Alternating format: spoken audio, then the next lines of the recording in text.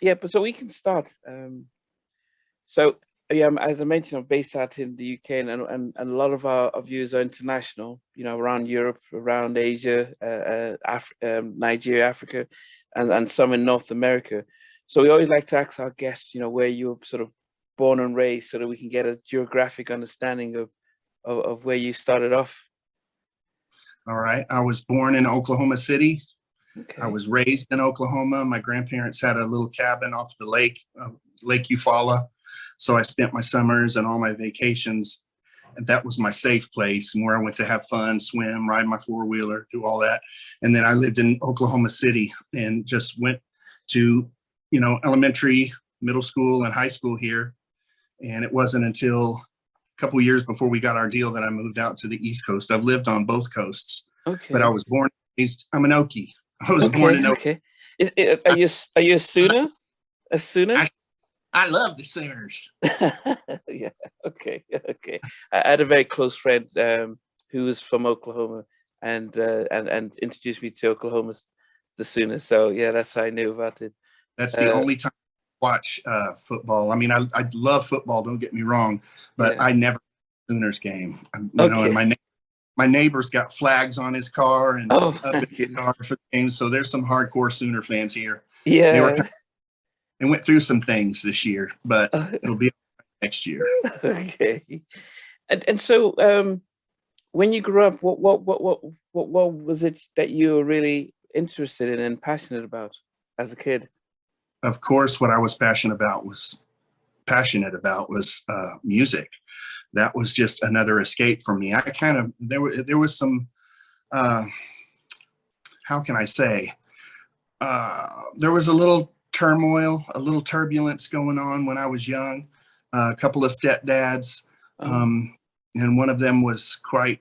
Can I ask? I know we're pre-recording this, but I don't know if you want to get into like the fun stuff, or if you want me to get into the real stuff, or a little of both. it's as you go. I mean, I don't hold anything back. So as you go, it's a pretty much like your story, how you Yeah. got into me. Yeah, it's your story. So Okay. yeah. So I was a chubby little kid. I played football myself, Okay. and music though was my love. I mean, from the time I was little, I'm singing all the little, theme songs for television shows and singing commercials. And I was just, anytime I heard a melody, I wanted to do something with it. Yeah. And so I was just really infatuated with music. And again, to use those words, it was my safe place. Okay. I'd throw headphones on and it would just take me to where I wanted to go and be, because I didn't know a lot of kids moving around. It wasn't until high school that I stayed in one spot for Yeah. a long time. Even through junior high and high school, I'm living in one place for a month, a year and a half or two, and then moving to another place, so I just kind of bounced around. So I always just put myself in my music. And that's, I guess, in the 7th grade, we met Mr. Calvin at Webster Middle School.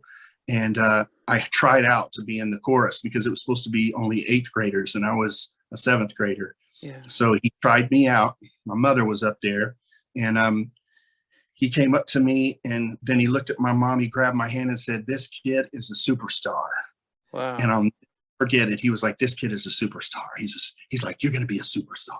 I Wow. swear that said to me. And I'm not saying that like, wow, I was just that talented back then. That's not what I mean. What I mean Yeah. is he was a great teacher, for Yeah. one. Two, he put confidence in me that I didn't have. Wow. So really 7th grade when I can't make that up. That's the truth. When I met Yeah. Mr. Kelly middle school and he started, this guy, he was the director of the choir. Yeah. We would do songs together like Ebony and Ivory for like shows that they put Wow. on at school. And usually the teacher didn't do duets, so he was very dramatic guy, great Yeah. singer. And he pushed me in a direction that made me want to chase that dream. Well, what were you listening to back in those early days? Who would you say you were listening to that was out? Very eclectic.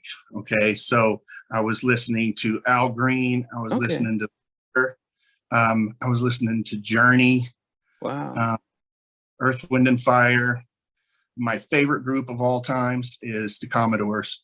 Oh, And wow.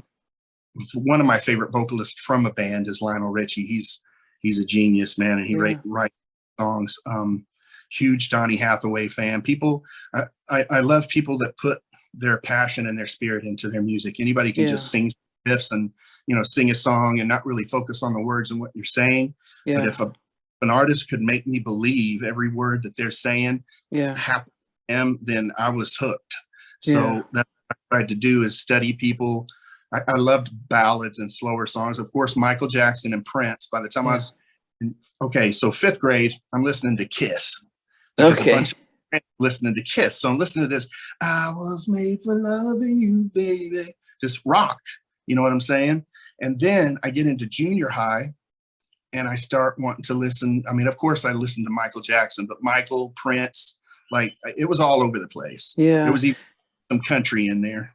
Yeah, and I was going to ask about that, because I know Oklahoma is in the South. Was country music not an influence?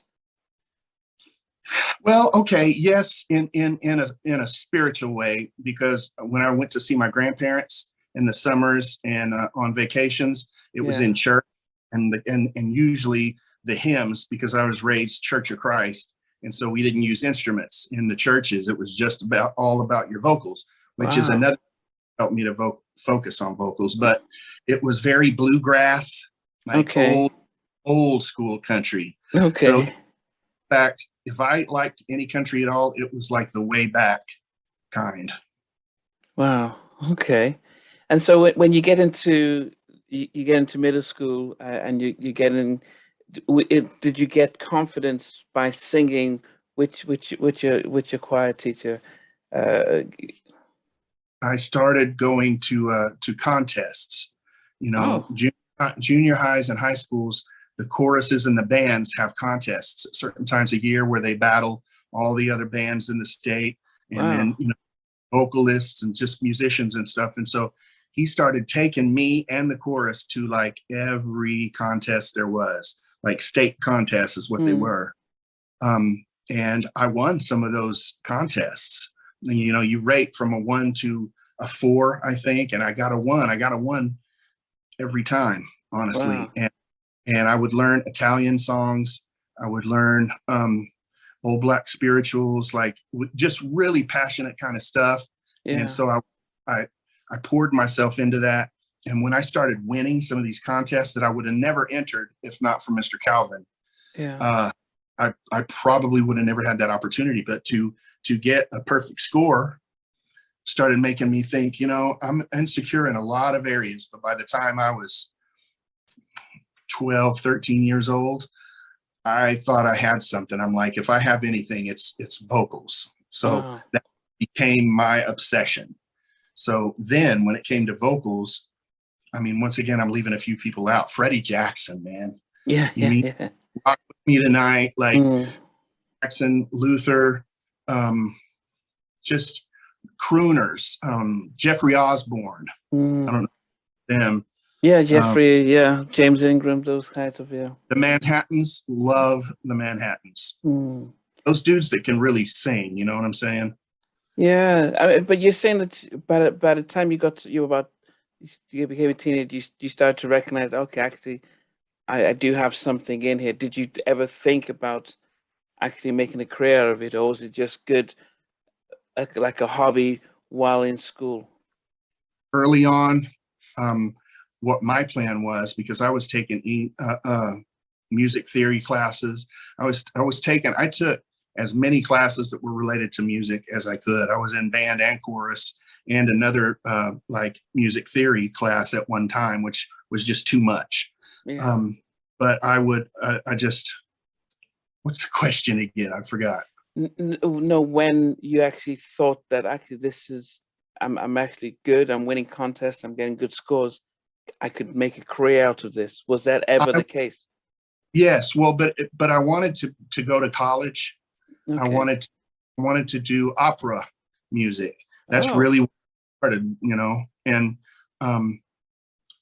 I didn't know. I had confidence, but I thought if that didn't work, maybe a music teacher. I knew it was going to be something that had to do with music. Okay. So I'll say that. And it wasn't until my first year of high school when I walked up and met one of the other guys that was in my band, who was a musician as well. There was a talent show coming up. So we kind of hit it off, and instead of going against each other, we teamed up, put a couple other guys in the group. Now, when I came from Webster Junior High, I knew Kevin. So Kevin was in the group. We went on to high school together, and all four of us went to high school together.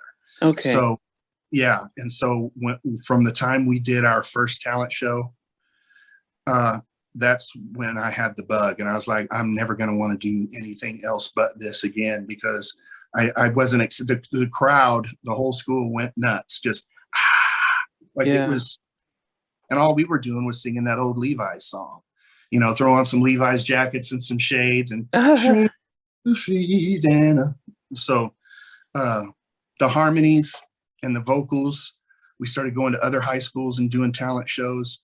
And actually, before we started doing them, I was doing them because we hadn't become an official group. We just got together to sing at a talent show. And we were still out and doing our own things. And I couldn't get enough of it. Basically, I felt like that was my time to shine. I was invisible because I was a really big kid. People don't know I weighed close to 400 pounds in my junior year of high school. Wow. When they skinny guy in the group, skinny lead vocalist in this group, in here, I was this chubby kid who was insecure. I'm confident in my music and my voice, but as far as relationships and lots of friends and, that kind of stuff, I was kind of to myself, except the other guys once we got together. And it was because what we had in common was the music. So any opportunity during school year, summer, arts festivals, if I could get in a show and sing, and it's hard to explain. It wasn't because it was vain to me. It was like, I want people to like really flip out on my vocals. It was how I felt when I just let it out. When you're up there in the element and listening to the music, whether it be a band or background track, you're in another world. And it's all about the lyrics and what you're doing at that time. And just still to this day, I'm 52 years old and I still write music, and there's nothing like writing and recording and singing and then listening to your ideas that were in your head back. So I'd say from high school, that's when I knew I was going to try. I didn't know I was going to be a star, but I knew I was sure going to give it my best shot. I mean, but by that time when you guys, because it is. I remember speaking to Joe Little from the Rude Boys, and I said, you'd always wanted to be a solo artist, and then you get the opportunity to join a group. That seems like a very different type of direction to take. Were you always looking to go solo, and then the opportunity with the other three to form a group come about, or did you feel as if actually the way I feel about myself, confidence, being part of a group actually can be a way of protecting myself? What was your decision making then? I was trying to do a lot of things on my own, but when we graduated high school, actually the year we graduated, our junior year, we met Kool and the Gang. So we sang for them. We still, by then, we're out of high school, so we're not together every day. Or wait a minute, I just said junior high. No, let me get this straight. Okay, sorry. My junior year of high school, we met Kool and the Gang. Wow. They took our numbers down. They started calling us. They said they wanted to make. And so for the last 2 years of high school, they would fly us to New York, pay for the flights, put us up, and record. And they were, they met with our parents. Our parents were like, they need to be in school. They're chasing some kind of dream that ain't going to happen. And these guys said, if you just let us work with them, it is going to happen. Something is going to happen with these guys. And so they just said, let them finish high school and then they can do what they want. So Kevin was going to college and kind of trying to do his own thing. So I'm still going out and doing some things on my own as well. But when we moved together, when Adele from Kool and the Gang, just the whole group, asked us to move up there, that's when I knew it was going to be a group thing. But it's a funny thing you mentioned in solo. I actually, one of the last times that I did something on my own was when the management company flew me out. So they flew me out and they told me that it was to redo some vocals, and that's not what it was. What it was they had set up an appointment with Andre Harrell.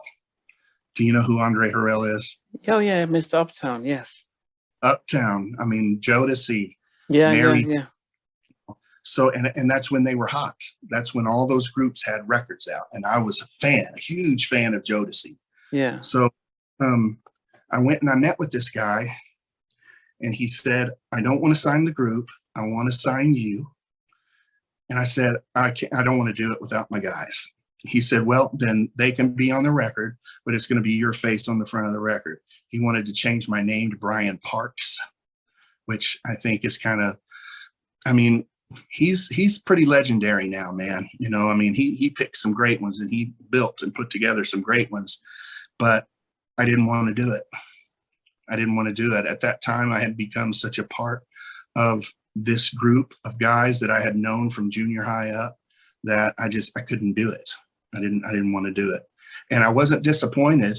I was scared, because then I had to wonder if we were going to all do it. You know, were we going to actually make it, or did I make a bad decision? In my heart, I don't think I did. I think I made the right decision. So was this more so because did the group become a family, and you didn't want to turn your back on the family? Because a lot of people would give their right arm to say, okay, guys, you know, I'll make it big, and then I'll feature you guys and help you guys later on. But you were really, especially with the pressure of being in New York and you know, Uptown Records, which, as you said, had Guy, had Heavy D and the Boys, had Mary, you know, they, you know, Photo MC, they had. I'm from Oklahoma, so being up there in the city, yeah, in Andre Harrell's office and singing in his office, he was asking me to sing stuff. He said, I want you to be the next Al B. I'm not making this up. And I'm just wigging out. I'm freaking out. And I said, I don't know. Can I think about it? And it was because I was scared to death. And it was family. My heart just could not make that choice. I just couldn't do it. And the reason is, when I was young, I had some really kind of, I can't find my words right now. My home life was kind of crazy, except when I was with my grandparents, who were very safe people. Awesome grandmother, awesome grandfather. But because my father was killed when I was 2. So raised by my mother, who was married 3 times by the time I was 13. So I went through a couple of stepdads. I'm not trying to badmouth anyone. I'm just saying I was a kid who was dealing with a lot of stuff that he shouldn't have had to deal with at that age. Yeah. And so when I became friends with these guys, that was my family. You know. When you got back from New York and so, well, actually, I think before you told them, what was the reaction from, you know, Cool and the gang? I mean, they've pretty much set you up for this deal, and you sort of said no. How did they feel like you let them down? No, they did. I feel like I let them down? No, did they feel let down by the fact that they set this thing up for you, and you said no? They were angry for a little while. Yeah.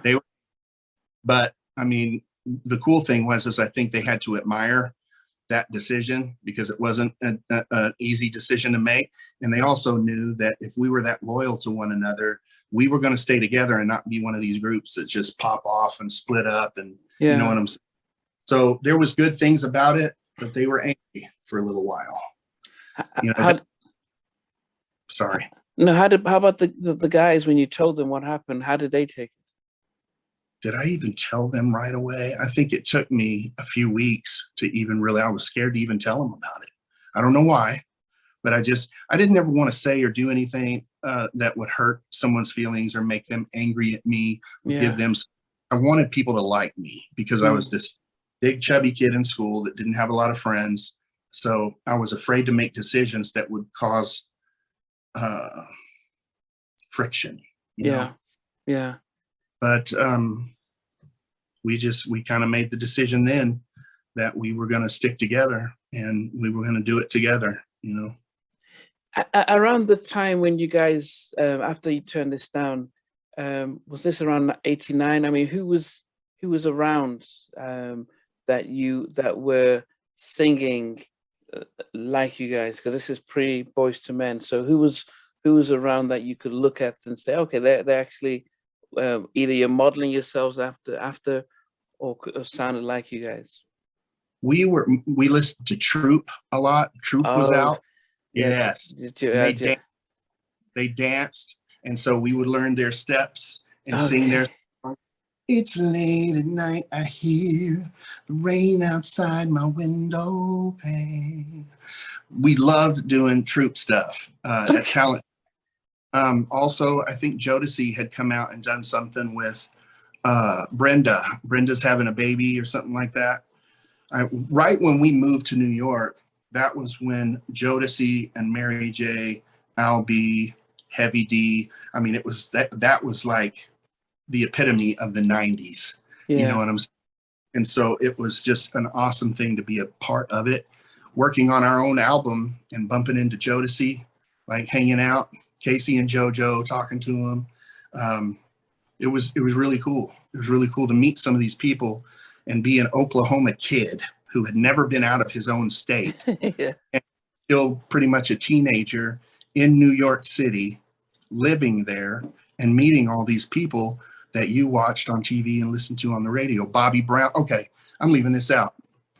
The group that inspired us to be a group was New Edition. Okay. New Edition was that group. And so we did a lot of their stuff at talent shows too. I loved Ralph Tresvant. I'm a Scorpio like Ronnie. So, here's the crazy thing. So this group is the group that we were like, this is who we want to be like when we grow up. Yeah. They're not much older than us. And Bobby Brown's record, by the way, was, I wore out every song on that first record. That Don't Be Cruel. Our very first tour was the Club MTV tour. And it was with Bell Biv. Yeah, so they were doing that. Girl is poison. They were doing that.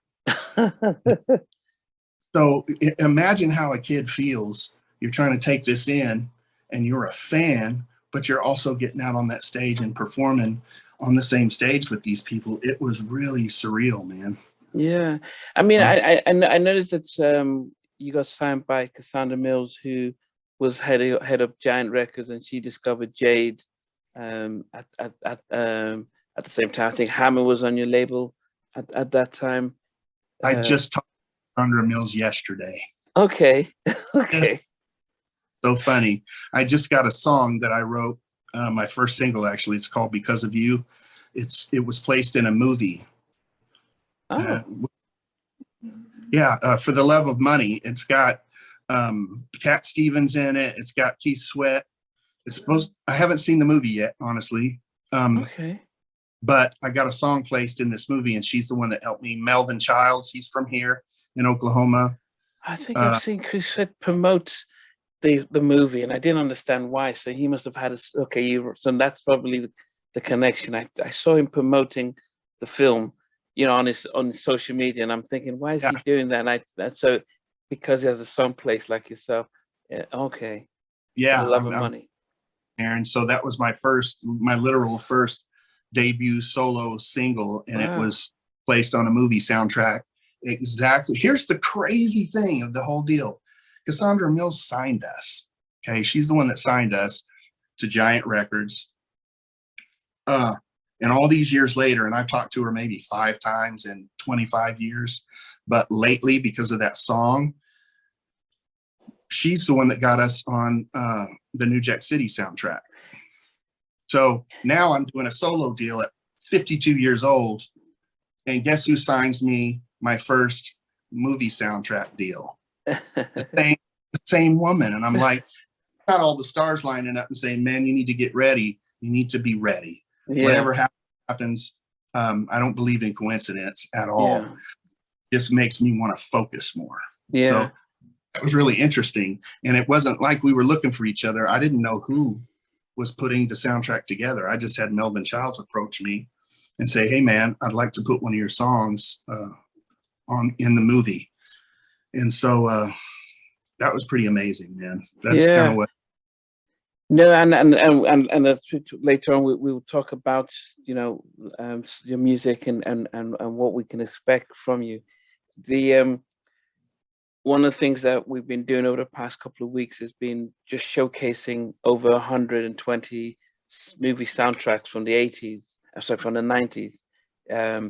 And New Jack City was probably one of my favorites because it was, you know, Troop were on there. It had Guy, because I was a big Teddy Riley fan. So Oh my God.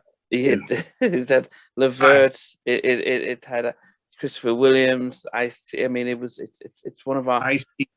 Yeah, I see. Yeah. Like Keith Sweat. Yeah. There was a bunch of artists on that record. Yeah. And going to release our song as a single.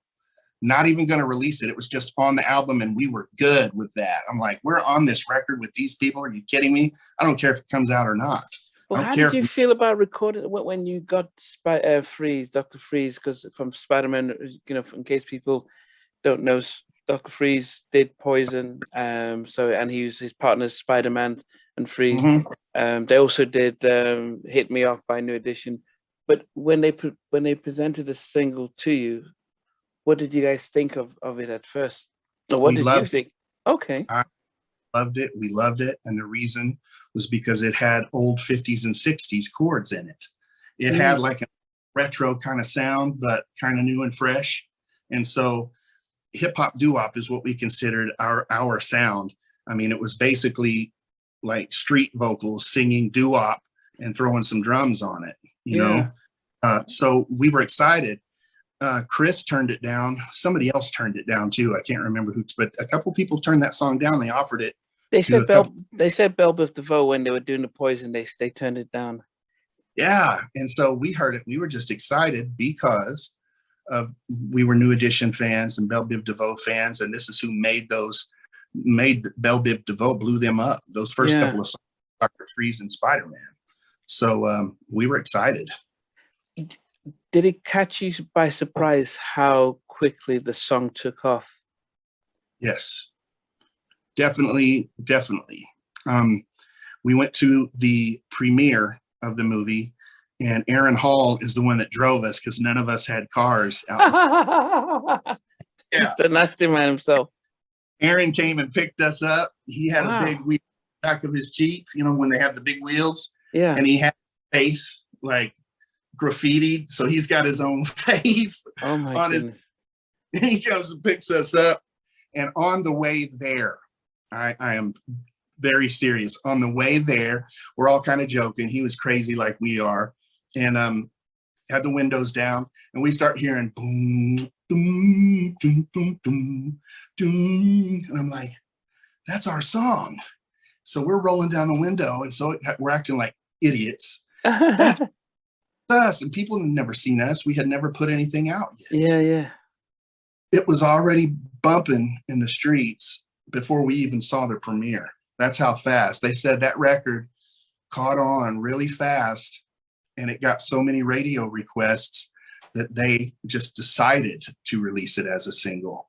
So they released it as a single, and then a little while after that, they pull our single. We hadn't had an album out yet, but Giant pulled our single because they wanted to sell more New Jack City records. Okay. Now, what we were told, we need to sell more of these records, so we're going to pull this single for a while. That's why there's different pictures. You know, there was the first one with the skyline and no faces. Yeah. It sold a bunch more New Jack City records. Then they put it out again. Okay. And then had faces, and so. It was my first movie soundtrack that I did buy. Now, at the time it came out, I was going to boarding school in Nigeria. So, because sometimes I do these interviews, and you know, I went to college in the US and I'm here in the UK, and it's quite easy to think, okay, when a song is big in the US. But when I try and remind my guests that sometimes when I heard a track, especially late 80s and early 90s, I was still going to high school in Nigeria. And when a track becomes that big and crosses over internationally, and this is pre-internet and pre-social media, so it has to be a really powerful, a big song for us to be hearing it in Nigeria. So I do remember it being and say, wow, this is quite different, it's, and I guess it's, because we had Luke and Two Live Crew having their own little litigations, and then you're saying, I want to sex you up, and that was quite rare for an R&B song, a mainstream R&B song, to be singing on that and stuff. Did you? And I wonder how much of that controversy made a difference in this, because the song, the lyrics. How much do you think it made a difference in how quickly it caught on? We were Christian boys, okay, and when I don't mean it lightly, like we were a little overboard even in school. Okay. So we were praying before. Kevin and Sam carried Bibles around with them at school. No, no joke. And we pray before meals. We would pray before performances, joining hands and just, Father, help us, give our best and watch over us, help us to not make any mistakes and that sort of thing. Yeah. And so imagine those kind of boys who were still pretty innocent. We weren't the party. We weren't the jocks.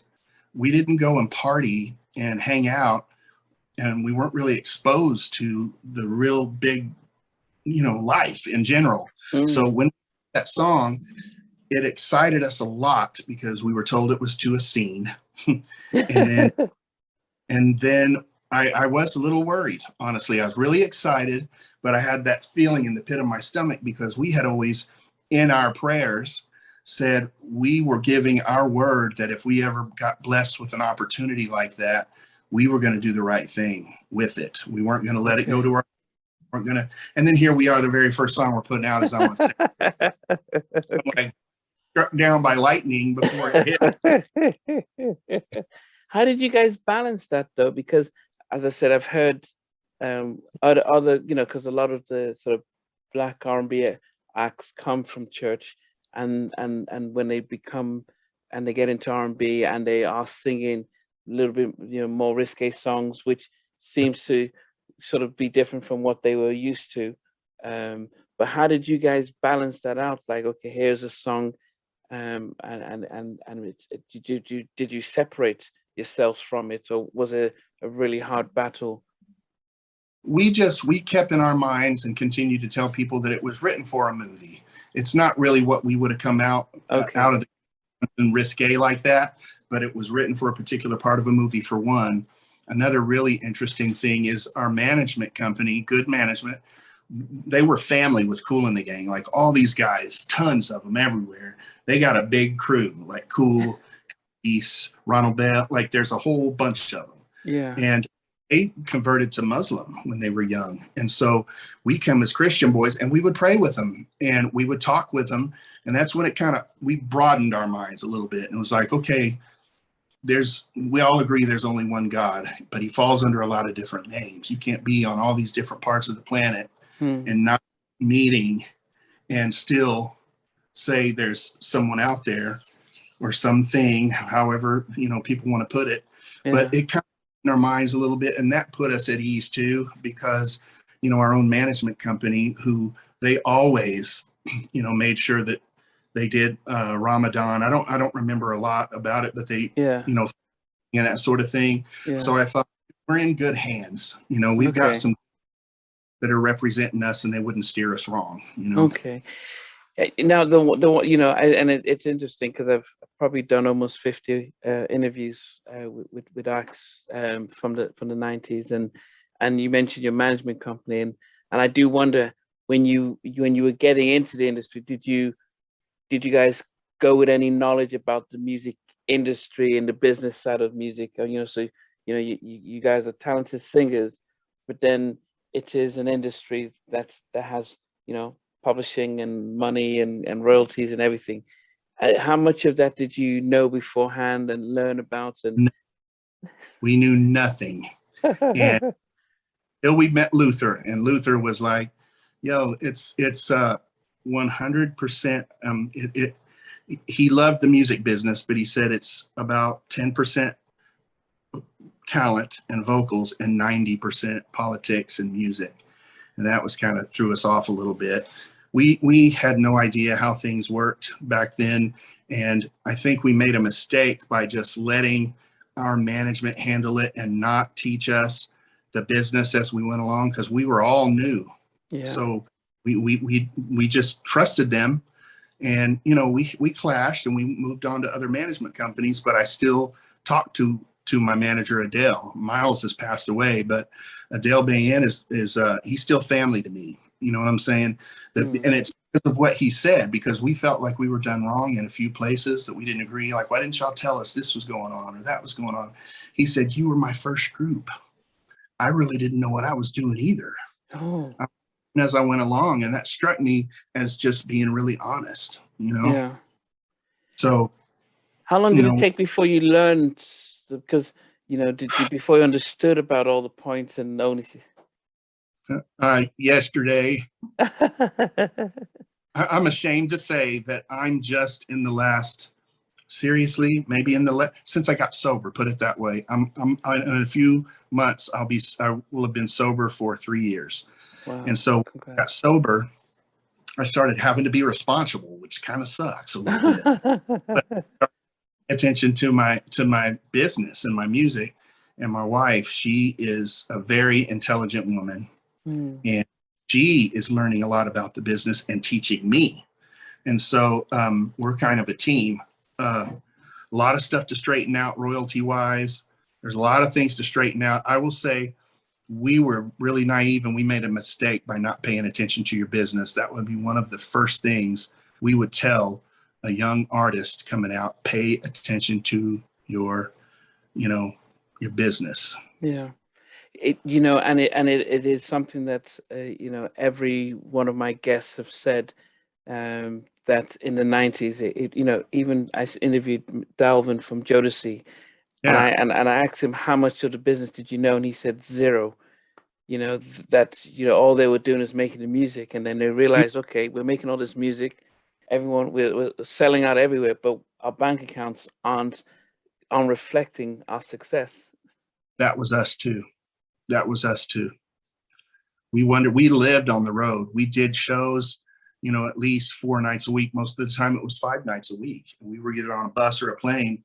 And we were, we were away from home for over 2 years, just touring everywhere.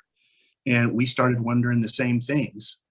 And that's why at the end, we ended up having to have some receipts checked out and stuff like that on the road. We thought it was a little unnecessary when we found out our tour manager was living in the presidential suite at every. And this guy had jewelry dripping and fur coat, and Charlie Stone. And he was a funny guy, but he was also kind of sneaky. And let's just say that very first tour that we did, the very first look into it was $3,000 or $300,000 that had not been accounted for, that just kind of disappeared into the wind. And so I don't know if it was the presidential suites or somebody. The money was not going all to us. It was going to management first, and then us.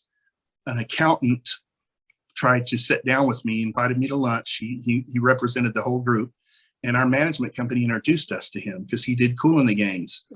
Okay. So he tells me, Bryan, you need to pay attention to your business. And I think he was trying to tell me, like what you're saying now, like there's some things going on you need to pay attention to. And he had this meeting with me, and I went back and told the guys, and then one of them told my management company that he told me I needed to pay attention, and they fired him. Oh. And then so sneaky stuff. Yeah. In that business, if you don't pay attention, you're going to get got, Yeah, but one of the things that and one of the things that we've learned, that it is not something that we can blame you guys, because as much as you can reflect on it now, none of us understand what it's like at 17, 18 to be thrust in front of the world, your core love is to sing and perform and entertain, and there's also hope that you have people who are going to be taking care of the money and the taxes and all that stuff, and you don't have to, because you it's a quite a I can imagine how challenging it can be to have to be on stage to sing, then have to go check your bank accounts and check your all this stuff. You So got to it make, is, yeah, you got to make sure that these people that you have that are working on your behalf have documentation to show where everything is coming in from and where it's going. We didn't know that. You've yeah, got to pay attention to the people that are working for you. But when you're young and you just wanted, a record deal, yeah, that's. But now, in a perfect world, if you've got family or you've got people that work with you that you can trust, we yeah, looked at, hey, Ace, he plays keys and guitar. He does his thing. He stays in his lane. I had what I had and I stayed in my lane. You know what I'm saying? yeah, So we just thought we could trust one another, and we trusted our management team and our accountants the most. And years after that, Vernon Brown, I don't know if you've heard that name before, but he was an accountant, and he sold all of us $1 million life insurance policies that never existed, but we were paying lots of money for. And there was a class action lawsuit against that guy. That's the kind of people, kind of accountants that we were being introduced to, oh in goodness, repeatedly, one after another. yeah, So days off, he was he was the big dog. He represents the Eagles. He's the one that owned and ran Giant Records, and there's books out about him. yeah. So I mean, and as I said, that's always the sad part of the industry, that our audience have really had to really take with sadness, because we never knew. Because as fans, all we see is, when we see you guys in music videos, we see you guys on stage and on tour, and you guys always seem happy. So to us, everything's fine. It's not until left that the TLC at the Grammys said, "Oh, we're broke. We've just sold 10 million," that we were like, "What? That doesn't make sense." And We and we we wanted to follow the footsteps. When that happened, yeah, we told ourselves, because we talked to them. We've done shows and toured with them as well, and we actually sang some songs together on one of the Jermaine Jackson album. Is when I met them, and when they did that, I think they did it not just to get out of a bunch of situations, but to get away from that record label or whatever it was that there was something they were trying to do that was more yeah, than just fun. they're their management company. Yeah, Yeah. And so we wanted to do the same thing, or I shouldn't say we, I'm sorry. I wanted to do that. I was yeah, like, that's what we should do, because we're in some, there were loans being taken out from the record label that we were paying back that we knew nothing about. hmm. $300,000 here, a couple hundred, 150,000, like loans that people weren't telling us they were taking from the labels. Mm. We had to pay those back out of our royalties. Like, that kind of stuff is nuts. The one good thing about it, it's good to know, well, it's kind of a bittersweet thing that we weren't the only ones going through it. Um, you know, James Brown, some of these other cats out there that gave their all and really never saw any of their money until after. I'm hoping and praying for that kind of day to come for some of these people in the 90s. And it's because I think the 90s was a really unique era. Yeah, It was colorblind. Didn't matter what color you were, where you were from. If yeah, you had a, hey, let me hear it. Let's party. Let's hang out. It didn't matter. Music like joined everyone back then. Like, yeah, it was about having fun. It wasn't talking yeah, about how much I got and how much stuff I can sling, and you know what I'm saying. It was just really good music, and yeah, I'd like to see those people get treated right. Like, see some of that money. yeah. As I said, most of the 90s artists that we've spoken to have said the same thing. In fact, 112 said, "Hey, it was if you're in the 90s, it was pretty much part of the deal that you get taken advantage of and stuff, and Yeah, learning to, and which is not great. But for us, it was shocking, because, as I said, if you played football or baseball or basketball, you sign a contract, and your team doesn't take your salary. They pay your salary, take care of you so you can perform. It's only the music industry where they don't treat they don't treat you the same with the same dignity and stuff. You know what, the nicest car I drove after we got our deal and started our tour, and I thought I was big dog, was a Grand Cherokee. I had a Grand Cherokee and I was good. Yeah. It wasn't until things started happening like MTV Cribs and the car shows when people are showing off the stuff they have, and you're comparing record sales with this group or this artist with your record sales and going, I never could afford that house. Why? What's going on? Like something's going, and it's hard. It's really hard. Man. So still straightening it out, but the good news is that we are closer than ever to just pull the trigger on everything and expose some things, at least in our circle. And I think it might be something that helps some other people from that time. You know what I'm saying? For years we worked on it. Yeah. So I mean, after you come out with Sex You Up and it blows up. Now, was there an issue with Betty Wright? Did she come after you guys saying that you took us? I think she came after us originally, but she had to go back after Dr. Freeze because Dr. sampled her record and not told us he sampled the record. Okay.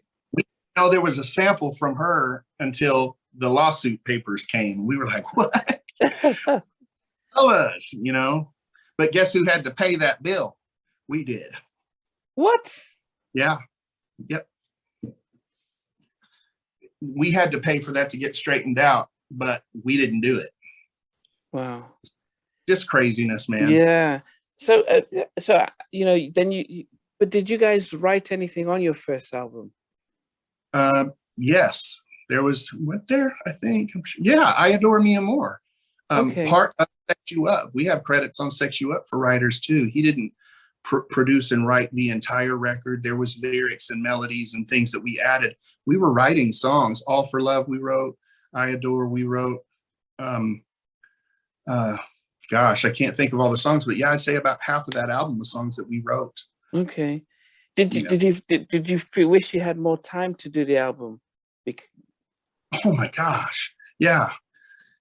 We put that single out and it took off so big that they told us that we had 2 weeks to finish an album. 2 weeks? 2 weeks we finished. Half of those songs on that record are demos. Like go in, throw something down. I promise, Cassandra was like, I was in tears, man, because they were going to take this and use it. And I said, I was told these were scratch vocals and I was told that this is what was going to be put on here. And Cassandra's like, that's exactly what it is, sweetie. We're going to have you come back in and we're going to have you re-sing the song. And that never happened. But I'm not complaining. Maybe they know better than us, but that was pretty scary because we wrote our version to what we had and then Freeze wrote his version. We used a hook that was his and then we wrote verses for it and he wrote verses for it. He was late to the studio that night. So Cassandra said, get in there and do y'all's before he gets here. So we went in there and ours was the Hey Beautiful Lady one. And so, yeah, it's funny because both of those records we get royalties from and they're both circulating, both of those records. Wow. So eventually I had to just combine the Hey Beautiful Lady version with the first verse and then the second from the other. So yeah, it's kind of confusing, but it was a fun time. 2 weeks, man. Wow. I mean, as I said, when you have a very hot record, people are then looking at what's next. And as I said, you with the New Jack City soundtrack blowing up, you then need to put your own stuff out because people are looking for. And I think what you guys did have that sort of helped us also was the New Kids on the Block effect, because it's always impressive when R&B is sung by non-blacks, because you are able to reach a wider demographic and sell a lot more records. New Kids outsold New Edition, even though New Edition. I mean, Please Don't Go Girl, but before Please Don't Go Girl was Is This the End, which was New Edition. Yeah. And they're basically the same song. Yeah. You know, they're basically the same song. To me, the melodies are like way, way close. Is this the end? Yeah. I'm just getting over, by the way. I'm pretty positive I had COVID. Me and my whole family were really sick, and this is just my second day of being back in the land of the living. So I'm still raspy and a little dingy. No, it's fine, and I appreciate the fact that you stayed in and stuff. And the first album, you guys sell over 10 million worldwide and stuff, and then you have to come back and do the sophomore album. And in any circle, especially in the mid-90s, there was a shift in a way with the music. Vocally, the vocals leads weren't as popular as the actual production. It was very much producer centric. How did you find going back in the studio, coming out with your second album, and not see it have the effect that your first album had? We didn't know what to do. We felt a shift in music changing. Things were getting harder. Cube was doing his stuff. Friday had been out, I think. Yeah, and, West Coast Internet, the whole Death Row records and stuff. Yeah. We loved that music. That's what we grew up listening to. All of the stuff that we were in the middle of was what we listened to. The bad thing, or what we should have been more careful about, because we went from Sex You Up to I Adore to All for Love, and All for Love to me is about as pop of a record as it. Like, I hated singing that song for years. I love it now because I've sampled Ohio Players and put it in there. It's sick how it sounds. It's a lot more hip hop, but I just thought that song is too pop. I felt the label wanted to dumb us down a little bit. Like, there was singing that we wanted to do, that I wanted to do, that they had to tell me to, we don't need all the riffs, just sing straight notes. And it was because they were trying to make us pop. But then when I started going left, they wanted us to have Ice Cube direct our video for Time and Chance and go out in the middle of gangland. Yeah, I mean, it was a challenging. It was quite fast paced, the way the 90s really changed. I mean, you had on one side the girl groups like Jade and SWV and Brownstone, really strong vocals with the production. And then you had Boyz II Men who went from New Jack, then they did more adult contemporary type of music with Faith and Jimmy and Terry, and they just stayed in that lane. And then you had Jodeci that were in a particular lane with Blackstreet and stuff, which they always started there and they continued to stay there. And then I guess for you guys, like as well as All for One and UNMV, it's almost as if, okay, music is shifting. Where do we fit in? And I don't think Giant and unfortunately Giant itself, they sort of got merged and absorbed, so they really weren't around to support you guys. Did you feel the label wasn't as on board as they did in the first album? Yeah, I feel like that first record did what it did because our very first single out of the box was a freak hit. It was a smash. Yeah. So like they call it a viral record now, I guess. So it kind of promoted it. Basically, what promoted that song was New Jack City, and how can you lose with a budget? They're putting a budget behind that movie. Yeah. And if the hottest or a very hot single, we just thought we were an album cut. We were just happy to be on the record with these guys because we were huge fans. Radio it up and started playing it. I loved it. Even the changes in music that were happening, I was loving it. But I was still naive. I didn't know which way it was is it gonna go this way and stay? Or is it gonna go this way and stay? Or are we just having fun? And just I wanted to prove to myself and to anyone that questioned me, because most people considered me white. I'm actually Native American. I'm Choctaw. Don't know if any that, but I'm a literal citizen of Choctaw Nation. And so I felt like I wanted to show talent because we were kind of dumbed down on that first record. So DJ Pooh came in, who did Ice Cube stuff. And in my opinion, that's some of the best stuff we did too. There were some really cool records in there, but we were doing really R&B stuff, really hip hop stuff. And then somewhere in the record, you're hearing really pop stuff. I think the mistake with us was it was just too eclectic. We needed to sound and kind of mesh them together, which is what Sex You Up and All for Love were, in my opinion. All for Love was very pop melodies on top of hip hop beats and, like R&B tracks and songs. But it didn't work for everything. And we kind of got lost in the mix because that second record, they wanted to just throw it out and see if it stuck. Yeah. There was Bush, we were going and doing shows and fans were saying, when's the album coming out? And we're like, it's out. There was a problem. And that's why we went to Sony after that. Yeah. So, I mean, what was the difference? I mean, you signed with, Tommy Mottola, the one, a very powerful executive. What was it? Did you feel as if, yep, you're going to get the right backing? He's got Mariah, he's got Michael. He used to. We would see this guy in restaurants, and we'd be with Irvin Azoff, and I remember him telling Irvin, if I had them, they'd have sold double what they did, and they would just laugh, So there was a competition there, and he would tell us when Irvin wasn't around, you guys need to come over where I'm at. And he just kept saying it. It was just bad timing. And I'll tell you why. This is what's funny. Nobody knows this story, I don't think. Him and Mariah were having problems. Okay. Loved Mariah. And so he was heartbroken. We wrote that song, Remember When? Wasn't it Remember? I mean, think about this. They're splitting and he's trying to tell her, remember when. I could see forever in your eyes. He told us he'd have us sing that in a restaurant, a cappella. It sounded like crap because it's not one of those kind of songs. But he was just forever saying, that's the single, that's the single, that's the single.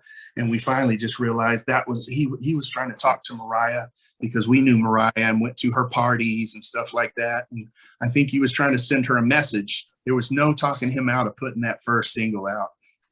And I think it was the wrong single to put out.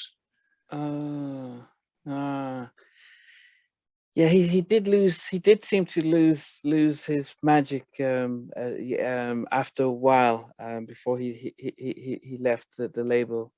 Okay, so that's probably.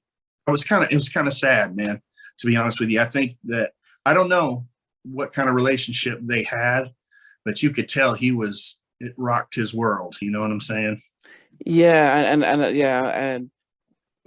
I guess it's when you do have the head of a label saying that they're going to back you, but if their head isn't in the game, and they can cloud the judgment. When the album didn't do well, and Sony says, we're going to cut ties. What was that like for you?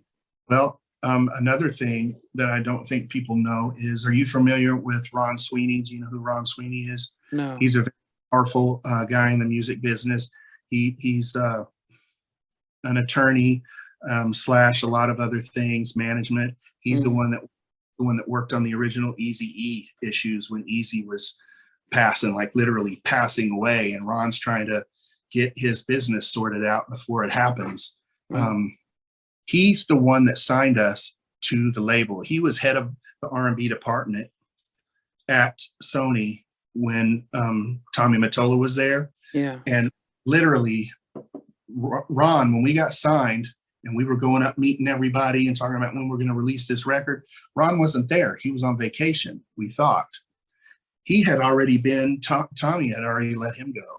Or either that or Ron didn't want to come back, because the little word in the offices was Ron's not coming back. And then you just started seeing artists get dropped like flies. Like, I think they dropped every one that Ron signed. Wow. And I think that's Wow. Those little decisions can change lives. You know what I'm saying? Yeah. But the way I look at things, honestly, is, our creator lets us go through things to teach us things. There is no such thing as a coincidence. I don't believe in coincidences. I just don't. Yeah. But whatever happened then, and then my alcoholism, and then me getting sober, if I had gone and done a solo deal, would I have ever been an artist that anybody paid attention to? If I hadn't met my wife, would I be dead or still drunk? Just little decisions, but smart decisions.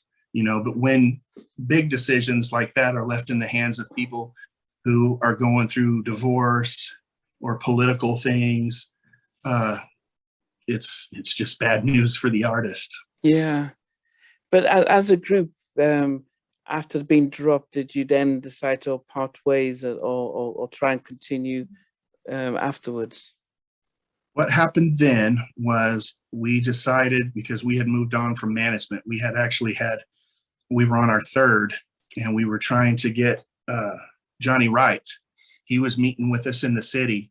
Oh, so in case people don't know, he was the manager of NSYNC. Is that the same Johnny Wright, Backstreet Boys and NSYNC, and mainly with Justin Timberlake's manager now? Yeah. So he wanted to sign the group. Kevin had decided he didn't want to be a part anymore. Sam wanted to be a part of the music business, but more on the business. I don't know if everybody just got scared from what happened and didn't think they didn't believe in themselves anymore, maybe. So then there was just me and Mark.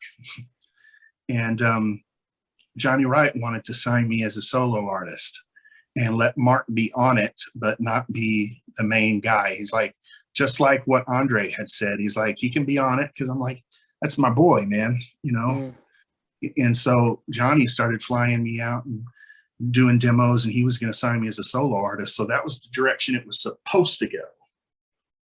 But my drinking got in the way. Yeah, I was depressed. I was used to singing and being around these guys that were my brothers. And now just in a whirlwind, all of a sudden, I'm going from touring and having an album out to being a solo artist working on a new album with new producers I'd never worked with before. I didn't get to work with my Hamza Lee, who still lives in Oklahoma today, that I work with. It scared the hell out of me, man. And so, yeah, I got a little out of control with my drinking. I got wasted one of those nights in the studio. And what's his assistant's name? Bell. Melinda Bell. I don't know if you're going to have to cut that out, but Melinda Bell actually told me to go back to the hotel and just try to relax and rest. I told her then. She knew, and she said she understood. I said I was scared. I was depressed. I didn't know any people. And, inside, I'm still this chubby guy that didn't really get much attention unless I was singing on a stage. Yeah. So I was afraid about a lot of things. I was really unsure of my future.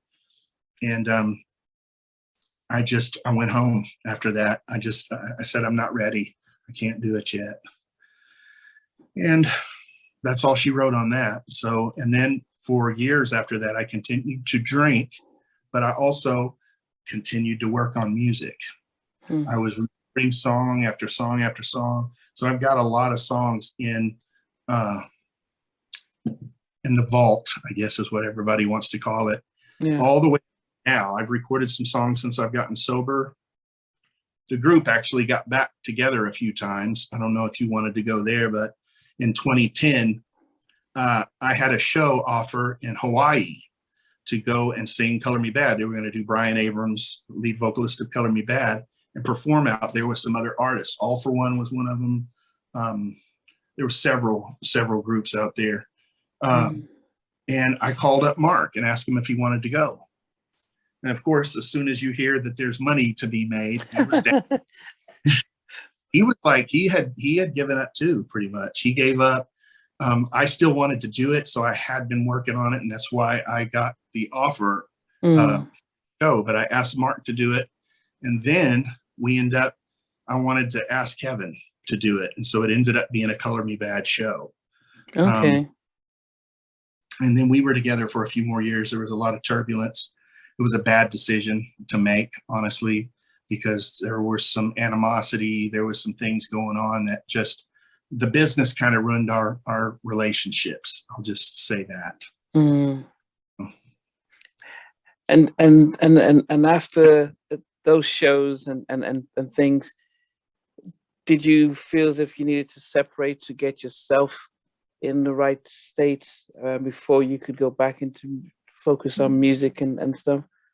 I had tried a few times, but honestly, and you hear these stories over and over again, you do it, but you don't really do it wholeheartedly. You're trying to make people, relax a little bit. They're afraid you're spinning out of control. And so you go 30 days here, however long, right? So I did it a couple of times.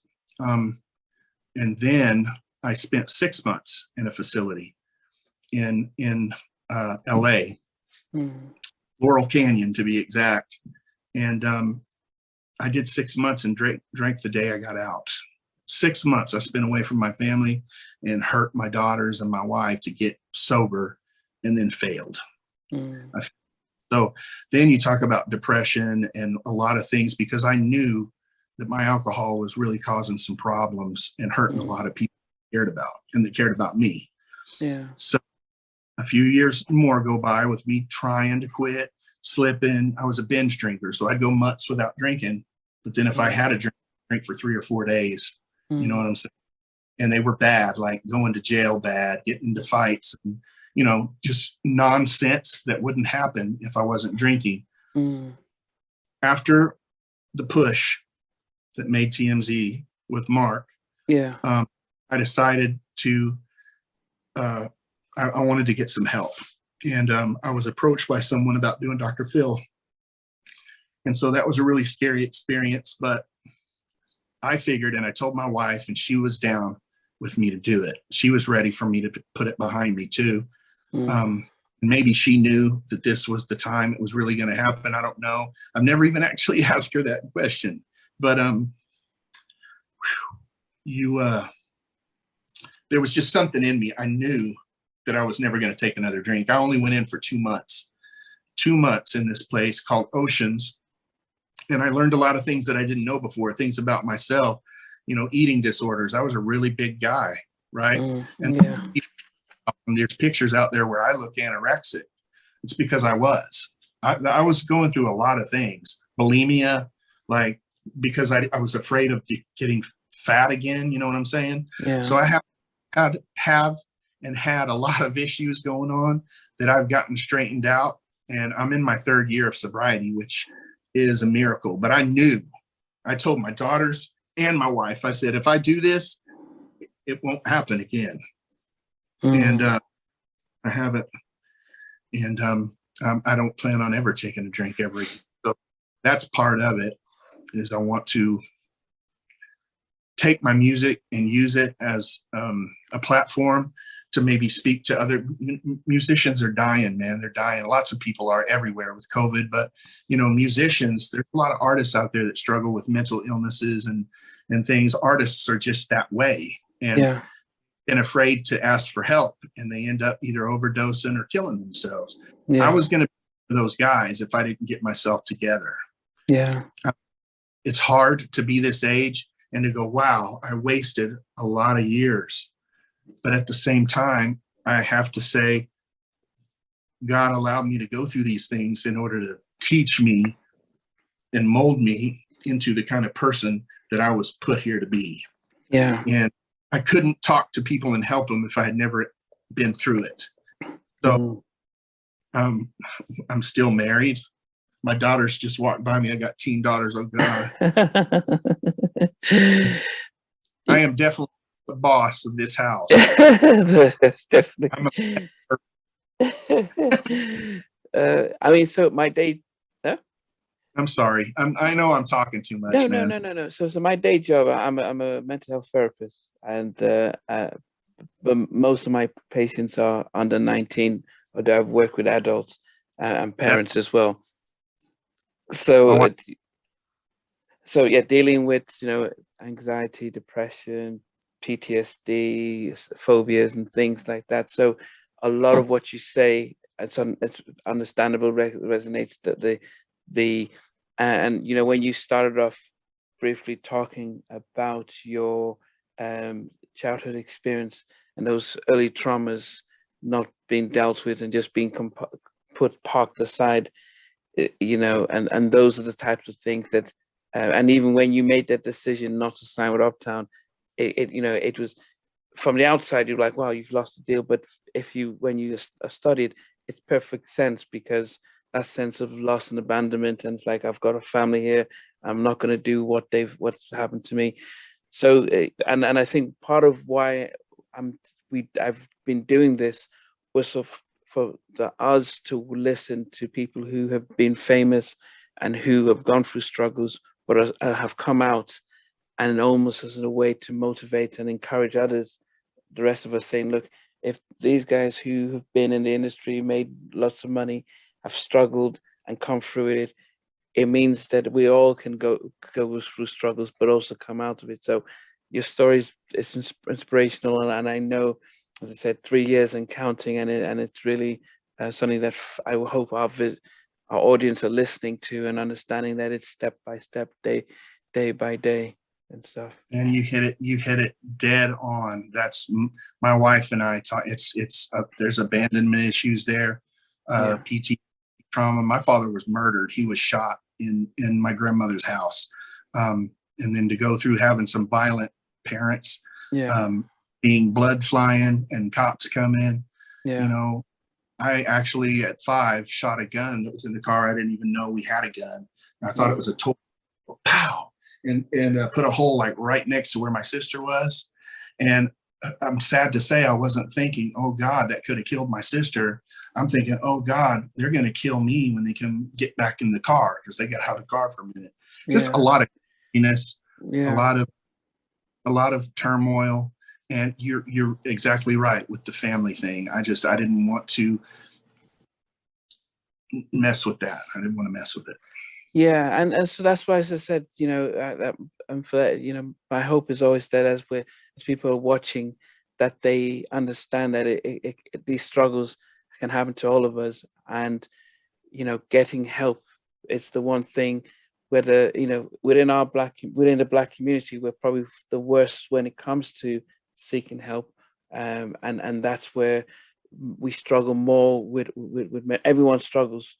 But as a community, Black communities across the world, whether you're in Africa, the US, or the UK, we struggle a lot more because it seems more of a taboo to talk about, and you tend to think, well, maybe I'll go to church and talk to my cousin and I'll be fine. But it's a very different thing when you have a non-judgmental professional who can listen to what you're saying, start to pick out areas about, well, have you dealt with this?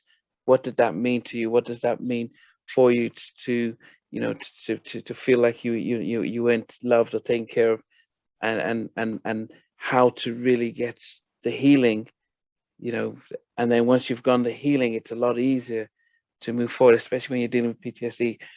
Once you change the narrative, it becomes easy to let go and just move forward and stuff. So I appreciate the honesty and what you've been saying. I know it's kind of heavy, but that's part of my story, and those powerful things that I feel like I was allowed to go through so I could share them with people. I have a motto. It's basically, I guess you call it a motto. It's not the mistakes you make that determine who you are. It's what you learn from them. Yeah. And I hold that like close, because I knew that if I could get sober, I could be the father and the husband that I was supposed to be all those years, but that I could also turn all of that badness into some goodness for somebody else. Yeah. And if I flip it like that, that's my reward. Yeah. No, by the way, counseling. Yes, I mean, but as I said, most of the work, because I'm here in the UK, and I've specialized a lot with teenagers and young parents. Pardon? Because I drank all those years, and you don't mature from the time you start. I'm pretty much a teenager, so I'm right there. For you. Yeah, no, but as I said, it's you know, with teenagers, they self-harm.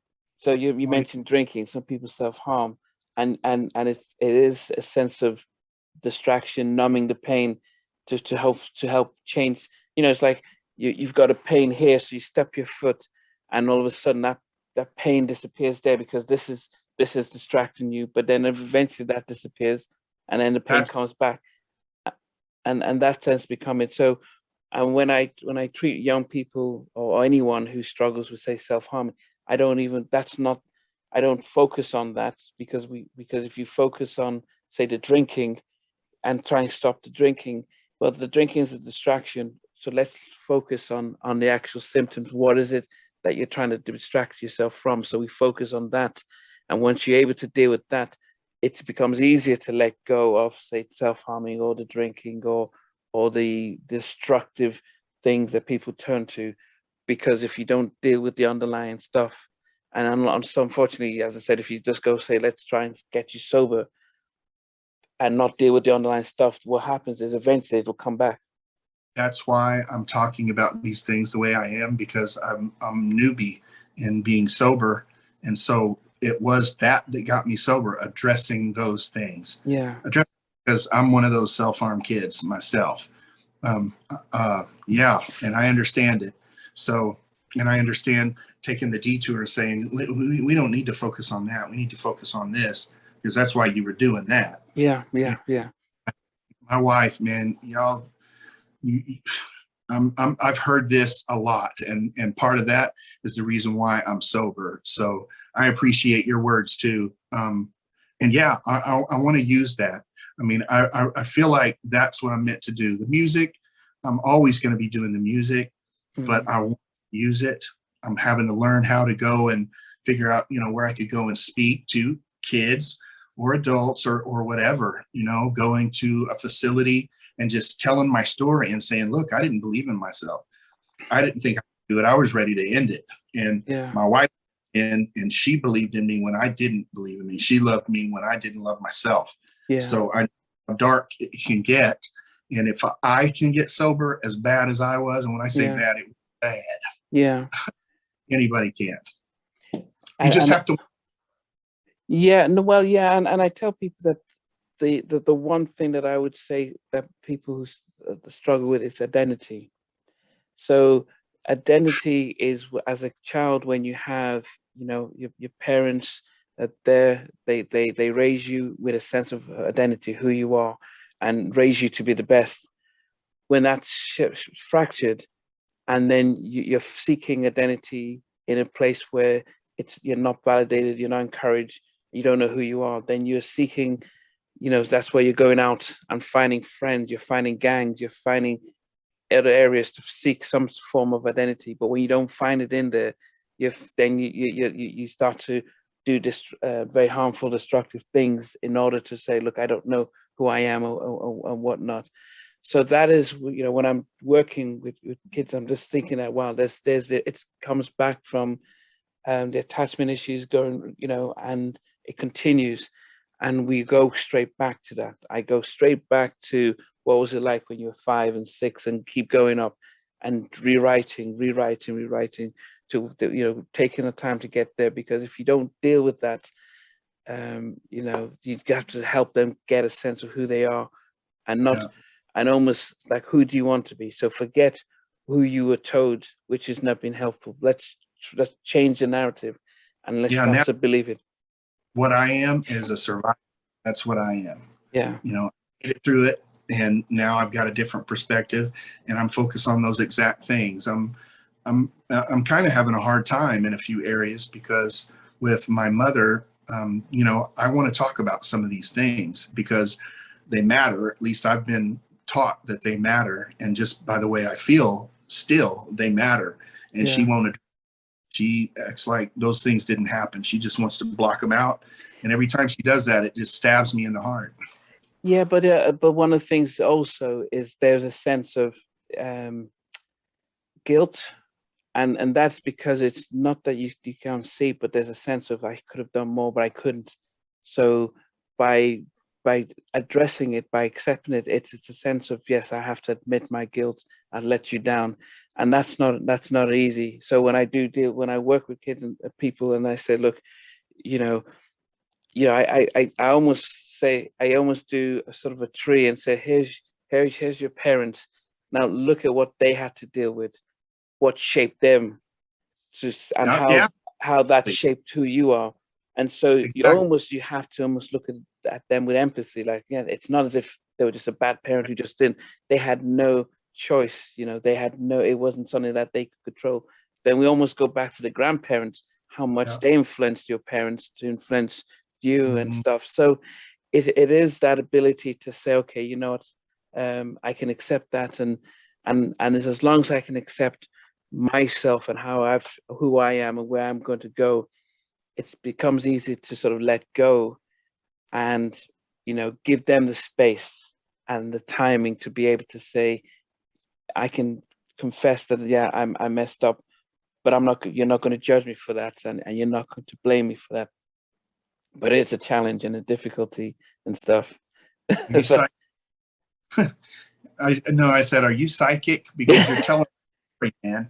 I'm not even kidding. Like, we're not on talking terms right now because, I love her. I know she loves me, but we just don't see eye to eye on a lot of things. And there's a lot more going on than just that. But um, we're going through the give them space thing right now because yeah, I don't know what else to do. And I want to do the right thing. I don't want to hurt anybody, but I also don't want to hurt myself anymore. yeah, So that's the way I've approached it with anyone that I've tried to make an amends with, is that I am truly sorry for the things I've done that hurt people that love me and that I love. That doesn't take those things away, but at least those people can know that you didn't mean it. You didn't just want that to happen. yeah. And I think that's the biggest thing that we can do, because you can't control how others um, deal with um, forgiveness and things, but you can only control yourself. And I've had friends who, I've sort of hurt when I was, at a young age, and when I was able to recognize and reflect on, wow, my actions, I was able to email them and say, it's this, and I'm sorry and stuff, and just put it out there. And if they wanted to acknowledge it, that was fine. But at least they can see that I've actually taken responsibility for myself. That's Yep. That's And exactly all you can do is try. And mm, in doing, you're letting them know if they're open to hear it, it's yeah, out there. But if not, then it just is what it is. Some bridges you can't build back. yeah, There's aren't bridges that will never be back the way they were, I'm sure, in the yeah, business and with friends and family and that sort of thing, just over the years. Man, I love how you are you're dead on. You know what I'm saying? And I appreciate this a lot. I think this is going to be an amazing interview. yeah. Sorry. I mean, just as because it is approaching midnight here, but I just wanted to find out. Yeah, and fans would always say, "Oh, would we ever see Brian back with the guys in Call Me Bad?" Is that, has that ship sailed and it's about Brian and your music and your stuff, or is that something that no one knows? Like, anything can happen. For the first time in my life, I can say now that I'm going to focus on fixing me and healing me and moving forward. I just, I've done that. I've done that time and time again. Some of them were in guys. Oh man. Okay, Wow. yeah. If picture cut off.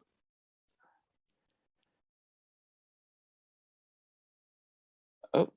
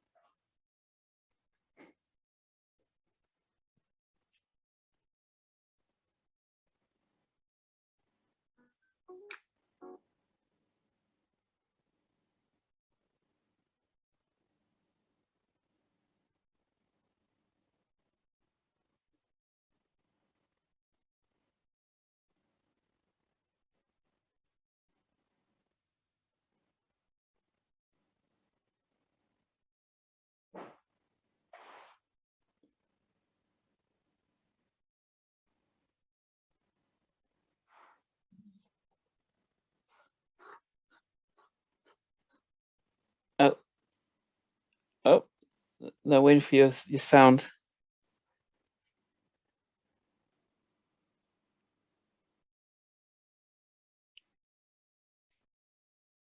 Oh no, the sound hasn't come in yet. Oh, the sound. Oh no, I can't hear you yet.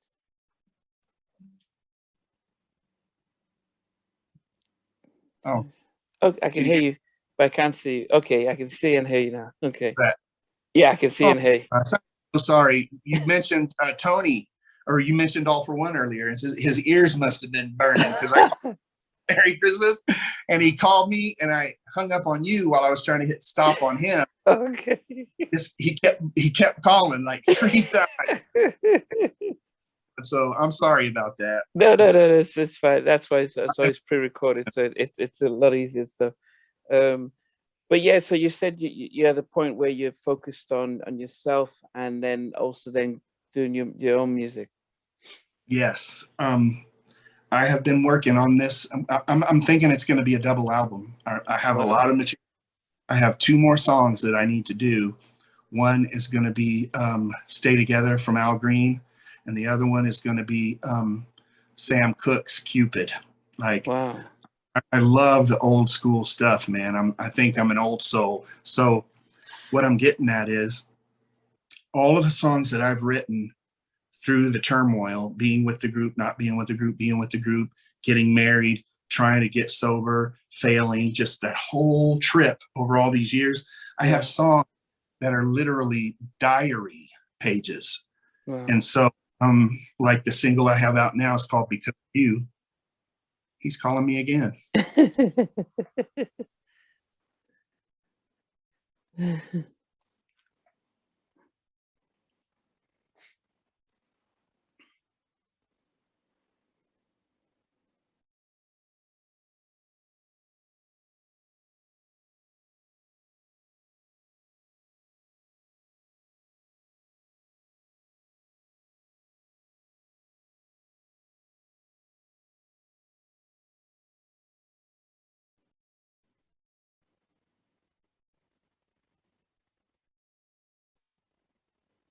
Oops. Okay.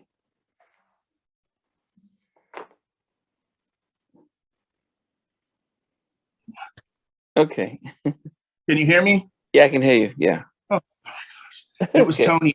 I actually answered and said, I'm in the middle of it. I'm so sorry. No. Apologize. That'll So be you, a good one to laugh at later. yeah. So you said your album sort of chronicles your past decade and plus. Yes, I've written a lot of songs over the years, never released them, Mm, and I've got a few new ones, and like I said, a couple more. But it's basically, like I said, a diary. I wrote about what I was trying to do. There are literally songs where I'm saying, there's a girl, if she only knew, if she only knew is a song about, if this girl even knew how awesome she was, she would leave this guy that's treating her rotten and doing things. And, like a song that it sounds like you're speaking to somebody else's woman. You're trying to get her to leave a bad relationship, but you're talking to your own woman, wow. Wow. like those kind of things. There's one called Changes. I made these changes for you. There's, failing and getting back up. So there's all these songs on there. And so what I want to call it is Diary of a Bad Man. Bad with D's. Bad with 2 D's, like Color Me Bad. Diary of a Bad Man. Okay. Like Diary of a Mad Band. Yeah, I was gonna pull that up. Yeah. When do you hope to release it? Soon. I mean, I have Because of You out. I'm still in the process of trying to find some investors. There's some people that are interested in investing. The song and the album needs a push, and I'm still looking for that. I'm still going to put it out regardless of if that happens or not. And I would say it will definitely be out in 2022. This is that year. So that question then becomes, because when the industry has changed to where most people listen to music, say on YouTube, they just actually within the 90s, the people who really rocked the 90s, they listen to their music on YouTube. Then you got a smaller demographic that would stream on Spotify and Tidal and Apple and stuff. So is but then there's also the case where some bands are artists are putting out music almost as a way of marketing the fact that here I've got some stuff, but I'm going on tour and I'm going to be singing all the hits. That's What what is I'm gonna. That's what what I'm is doing. what is the hope with it? I mean, I'm sure you want everyone to buy it, but is it generally in the sense of, okay, Bryan is back, after a number of years, I've got some new music, but when I do come on tour, I'll sing some of the classic hits that you're so familiar with and some of my new stuff. Of course, I'll definitely be singing the Color Me Bad material. I love and miss those days. I really do. I wouldn't change it for the world. Everything happened for a reason. So I will continue to do those songs, but I'll do the new ones too. Streaming is where it's at right now, I guess. Just, getting your stuff out there to the masses. Here's what it is. I just want to do it right. And because this is all new to me, I'm old school. So this is all new, how it works these. And if I do it, I want to like really pull it off. That's basically what I'm saying. If it doesn't happen the way I hope it does, it will still be heard. We're working on, I just did a mini documentary that is, it's been recorded by Lampstand, a company here that has 5, what are they? Lampstand, they have the 5 Emmys they've got for a docu-series called Killing Pain. And it was based on the whole opioid addiction thing. Okay, yeah. I was asked to do something talking about, part of my story. So my goal is the album, and we're starting a nonprofit called Flowers in the Attic. Not addict like upstairs, but in the attic. Oh, in the attic. Okay. Yeah. And so there's going to definitely be some changes. I'm always going to sing those songs. I love singing songs and I love my fans, but now they're going to get to see the real me. I wouldn't say 100% back then. I had my happy times, but I was dealing with my baggage. I was dealing with the trauma and the PTSD my entire life up till this last 3 years. Yeah. And so this is who I am. And I really do feel like that guy from high school again. And I gained the weight back too. So it's perfect. Well, when the music and the documentary are about to come out, if you let us know, so we can also give it a push and advertise and stuff, just because it'll be worth everyone getting a chance to catch them both. I know, as I mentioned, most of my age demographic, we tend to listen to our new music on YouTube. So maybe see a video and stuff. So if it's just how, none of us have CD players. I don't even know how to play a CD in the house. And so we just go on YouTube and just watch and listen. Well, what about MP3s? Like, can I send you some MP3? No, you can send me any. Yeah, and as I said, it's and if you have any visuals of yourselves and stuff, so I can at least people to know that you are putting stuff out. But yeah, definitely, we'll definitely push it. Do some things for sure, man. I'd like to stay in touch with you for real. This is the best interview I've ever done. I really enjoyed it. It's helping me. I was all over the place. I sucked, but you were great. No, goodness, no. As I said, I changed careers from to become a therapist because I just enjoyed talking, and to me this is I interviewed Donnie Simpson from Video Soul last week, and listening to how he used to do his interviews based on just getting to know people.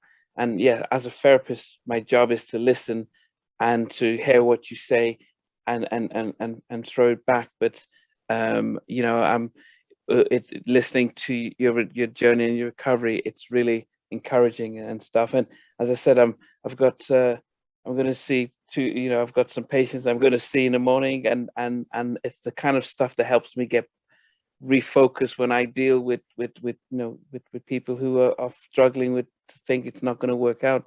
So when you hear your story, it's like a sense of, I know what to do. I would love to send you some of the songs that are going to be on that album that I feel are counseling and speaking on those subjects. There's some really personal things on there, and I'll even send you the video to see. Have you heard the first single yet? Have you heard the song that's out? No, I haven't yet. Not yet. I'm gonna send it. It's gonna Okay. blow your mind, man. Okay. Blow your mind. Okay. Now, if there's one thing that I'm confident in is when I do come, the music is gonna be correct. Like, I'll put my song in the same category as Adele's first single right now.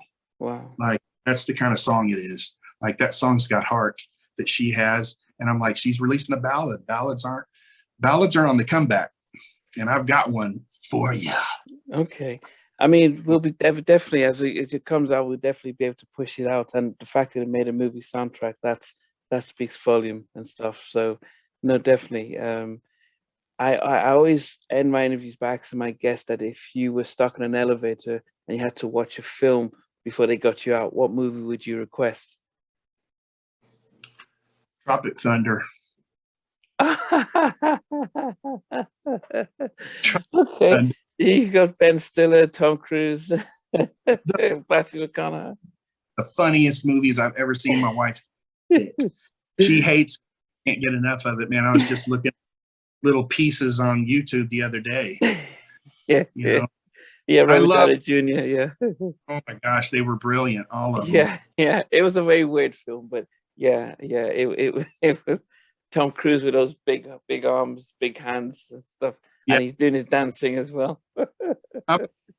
And so the fantasy stuff, that's, I know a lot of people want to see the real stuff. And there's beautiful. I love old movies. I love Fred Astaire, some of those old dance movies and that type of thing. But I guess comedy would be what saves me. Yeah. I have to find humor in it all, or it's impossible to get through. So that would be why the first thing I thought was it has to be something that I would laugh to and get my mind off of this. Yeah. Stuck in an elevator. Yeah, I need something funny going on. And then the final question is always, what's your sort of all-time favorite song? Wow. Donny Hathaway, This Song's For You. Okay. Song for you. It's amazing. I would say that's probably, Donny Hathaway is probably the most, as I said, I've done maybe 50 or so of these interviews, but the name that comes up the most among the male artists is Donny Hathaway. As one of greatest, man. Yeah. He the greatest to me. Yeah, I mean, and as I said, he had a sad, short ending to his life and his career. Yeah. He poured his soul into his music. Yeah. Marvin Gaye, I would say Marvin Gaye and Donny Hathaway. Like, when you're talking legendary, I'd say those guys are amazing. Yeah. I mean, Bryan, it's been great. I mean, I've almost feel rejuvenated as a therapist as I go see just and as I said, if most of my interviews are very much me listening, and so I've this is probably the first time I've actually got involved in the interview. Normally I just listen to the stories and stuff, so I appreciate the fact that you gave me the space to be able to contribute, because normally I listen and ask the questions. I've never had to contribute in an interview before, so this is a first. But as I said, it was really powerful hearing your stories and your journey, and I just felt to join in and stuff. So I'm glad you're amazing. I actually was worried because I felt like I spoke over you through the entire interview. I felt like I was talking.